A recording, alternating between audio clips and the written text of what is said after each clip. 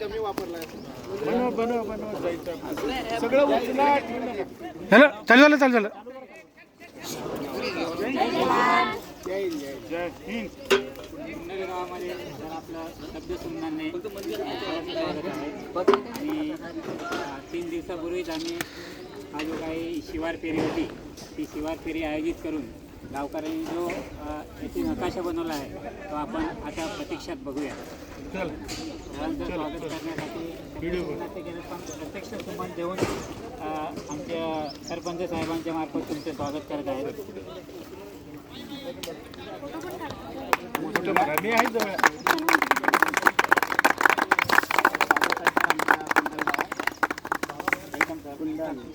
नाही बस झालं बस झालं. चला चला.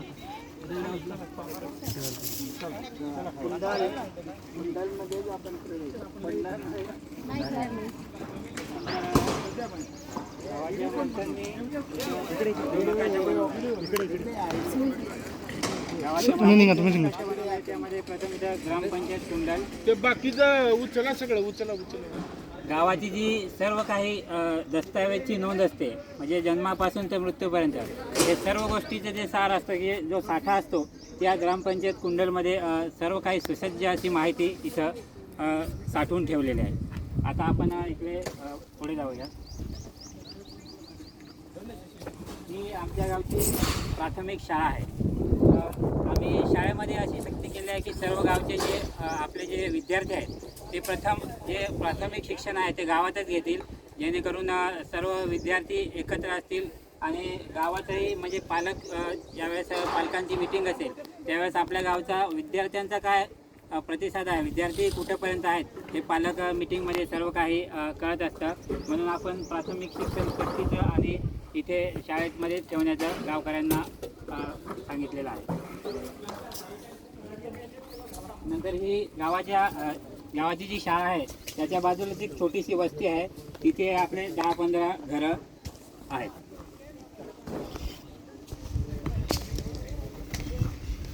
एक साठी हा सर आमचा गावाचा विस्तार मोठा असल्यामुळे रस्ता मोठा दिसतो. हा आमचा जो रस्ता आहे तुम्ही आतापर्यंत विजिट केलेल्या गावांपैकी हा सर्वात मोठा रस्ता आहे. आणि इथे रस्त्यावरती लिहिलेले आहे पाठी की नका करू घाई हा जन्म पुन्हा नाही.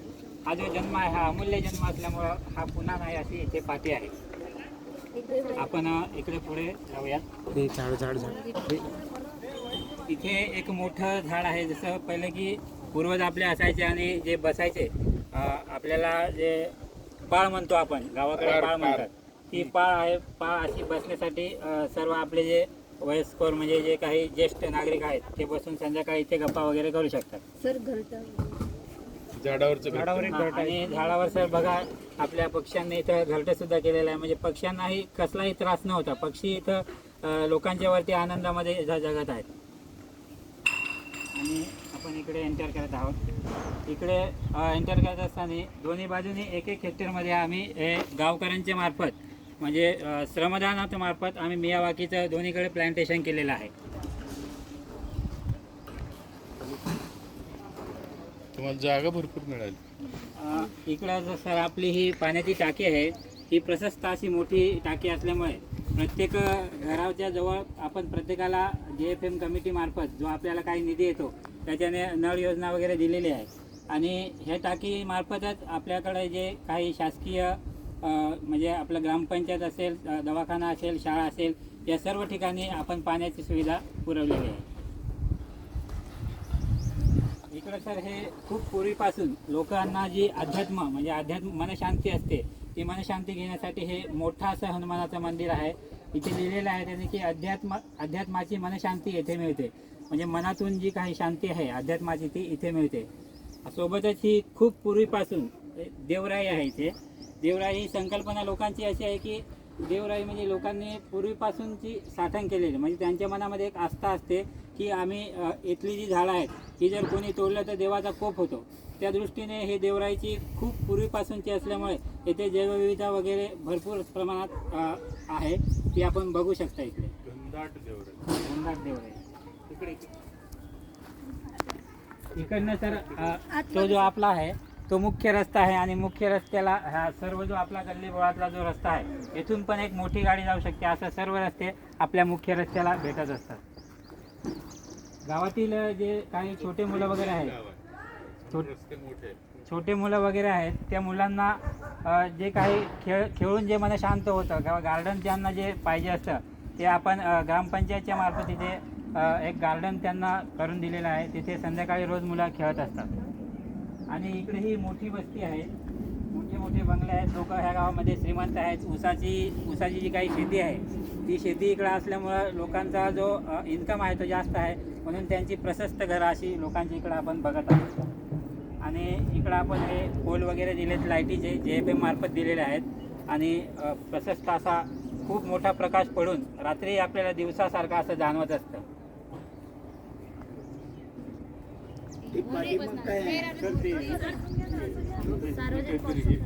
आणि आपल्याकडे सर इकडे ग्रामपंचायत आहे, शाळा आहे, आणखीन दवाखाना आहे. याचे जे शासकीय कर्मचारी असतात यांना नाही का एक थकवा जाणवतो. तो थकवा ज्यावेळेस त्यांना दूर करावा असं वाटतो अशा वेळी एक चहा त्यांना हवा असतो.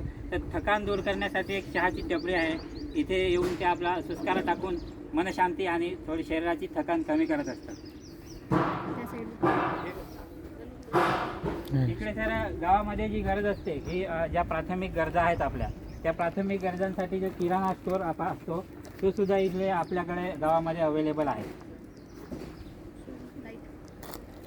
आणि सोलर पॅनल आपली गावामध्ये जी JFM कमिटी आहे, ग्रामपंचायतच्या अंडर जी आपण JFM कमिटी स्थापन करतो त्याच्यामार्फत आपण गावाला सोलर पॅनल दिलेले आहेत. इकडे सुद्धा आपण सोलर पॅनल दिलेले आहेत. आणि याच्या म्हणजे पूर्ण गावामध्ये प्रशस्त प्रकाश पडून गाव अंधार म्हणजे अजिबात गावाला दिसतच नाही कधी असं. आणि गावाचा ज्यावेळेस आपण विचार करतो ती प्रथम असं म्हटलं जाईल की हागणदारी मुक्त गाव असावा.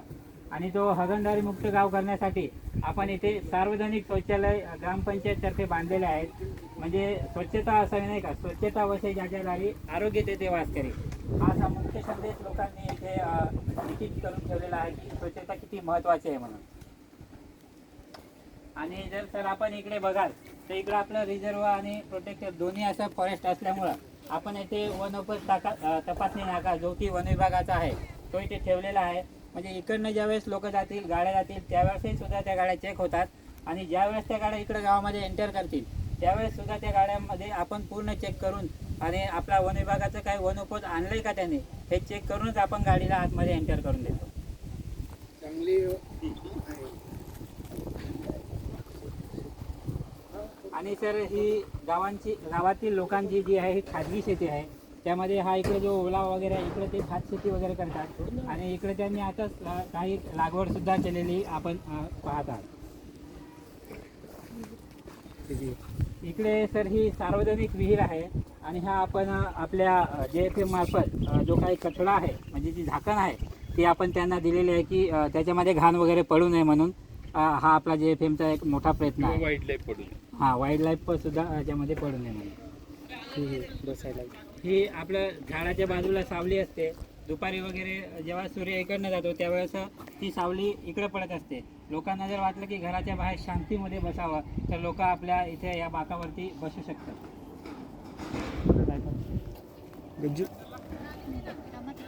आपलं हे सर ग्रामीण रुग्णालय आहे. म्हणजे ज्यावेळेस एखादी इमर्जन्सी येते त्यावेळेस लोकांना खूप दूरवरती धाव घ्यावी लागते. पण आपण खूप मोठे असं लोकांच्या सहभागातून ग्रामपंचायतमधून किंवा जिल्हा परिषदमार्फत हे असं सार्वजनिक असं मोठं ग्राम रुग्णालय बांधलं आहे. तेथे आपण बघू शकता मेडिकलची सुविधा आहे, ओटी आहे, इकडे आपलं रिसेप्शन आहे, तिकडे डॉक्टरांची रूम आहे, CG आहे, इकडे डिलिव्हरीचं आपलं वॉर्ड आहे, एक्सरे पॉईंट आहे आणि ऑपरेशन वार्डसुद्धा आहे. म्हणजे ज्या काही प्राथमिक गरजा आहेत त्याच्या एक पाऊल पुढे जाऊन आपण ज्या सर्व काही सुविधा त्या गावातच देण्याचा प्रयत्न केलेला आहे.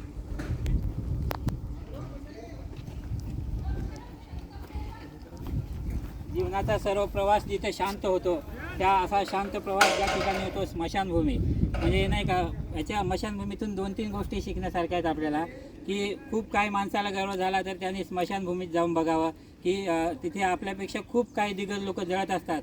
आणि एखाद्याला असं वाटलं की यार माझ्याकडे काहीच नाही म्हणजे त्याला कमी जरी फील होत असलं तरी तो स्मशानभूमीत जाऊन बघू शकतो की आपल्यापेक्षा कितीतरी कमी वयाची माणसं तिथे जळत असतात आणि ॲटलिस्ट आपण जिवंत तरी आहोत असा मोठा संदेश स्मशानभूमी देत असते.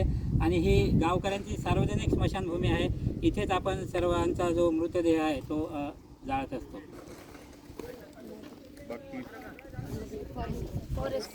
आता आपण सर इकडे फॉरेस्टमध्ये एंटर करत आहोत. फॉरेस्टमध्ये एंटर करत असताना आपल्याला लक्षात येईल हा जो काही नैसर्गिक झरा आहे त्या झऱ्याला वरती तिकडे आपण बघू शकता हे डोंगराळ प्लांटेशन वगैरे तिकडे आहे. आणि येताना आपण इकडे गॅबियन वगैरे बांधलेला आहे. गॅबियन बांधून आपलं असं महत्त्वाचं हे उद्देश आहे की माती वगैरे तिथे आडून जी काही मातीची धूप होते ती माती तिथे साठून त्यातलं पाणी पुढे येणार. त्याच्यानंतर आपण इकडे माती नाला बांधसुद्धा बांधलेला आहे. गॅबियनला माती अटकून जी उर्वरित जरी माती येत असेल तर ती इकडे माती नाला बांधामध्ये साठून जी काही मातीची आपण धूप म्हणतो ती थांबेल आणि पाणीही थांबून थोड्या थोड्या प्रमाणात का होईना पण ते जमिनीमध्ये मुरण्याचा मोठा उद्देश जो आहे तो आपण करत आहोत. त्याच्या व्यतिरिक्त इकडं आल्यानंतर आपण सिमेंट नाला बांध केलेला आहे. सिमेंट नाला बांध म्हणजे इथे पाणीही साठतं, वाईल्ड लाईफही येथे येऊन पाणी पिऊ शकते आणि जे मानवी ज्या गरजा आहेत त्या गरजासुद्धा आपण म्हणजे कपडे धुणे वगैरे असो ह्या सर्व गरजा या सिमेंट नाल्याच्या बाजूला आपण भागू शकतो. कपडे धुणे वगैरे सर्व काही. आणि आपण इकडे प्लांटेशनमध्ये येऊ. इकडे हा 2 हेक्टरचा जो प्लांटेशन आहे तो आपण JFM कमिटीच्या मार्फत लोकांच्या सहभागातून हा आपण प्लांटेशन केलेला आहे.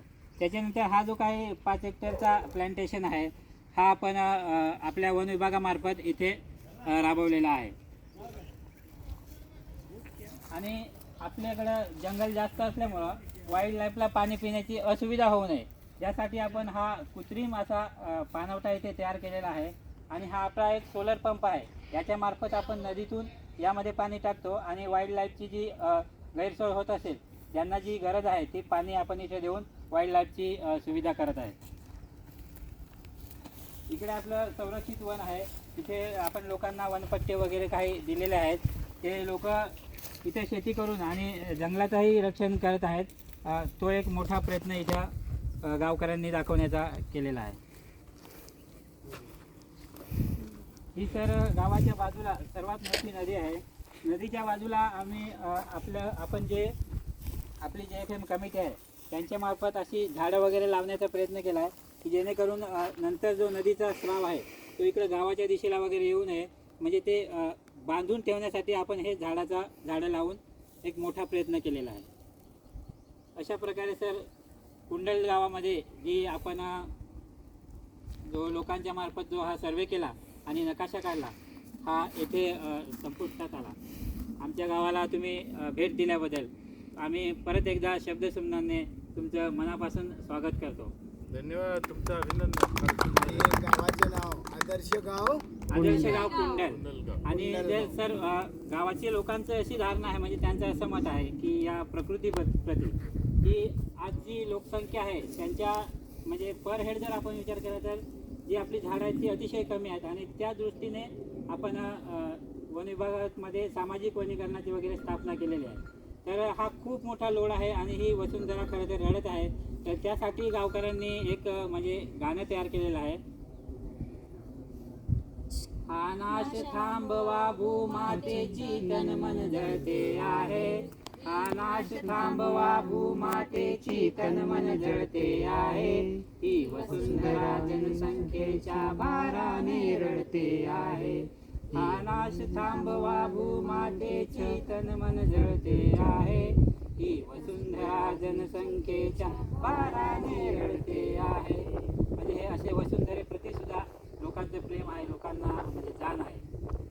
असं हे कुंडलचं सुंदर गाव आहे. कुंडल गावचे तुम्ही ट्रेनिंग एक सगळ्यांनी आपल्याला लय बद्दल टाळी वाजवायची. चांगलं केलेलं आहे आदर्श गाव. धन्यवाद. आणि PRA RRA असंच असतं. असंच गावं वसवायची असतात.